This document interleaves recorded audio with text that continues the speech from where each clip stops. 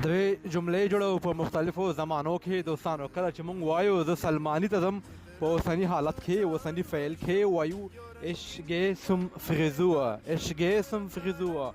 که وایو زه سلماني ته تللی ومه مطلب مخکې تېره شوې پرفیکټ زمانه ده بیا داسې وایو په الماني ژبه ich bin zum Frisur gegangen. ich bin zum Frisur gegangen. تللی ومه.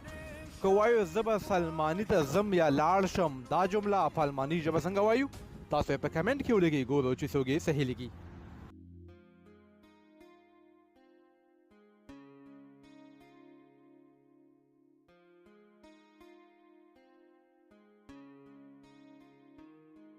چې جهان تیاره تیاره شي اور شي تندر شي عذاب شي زه پښتون د پښتو غر شم نه یریږم نه نړېږم چې د علم په جهان کې د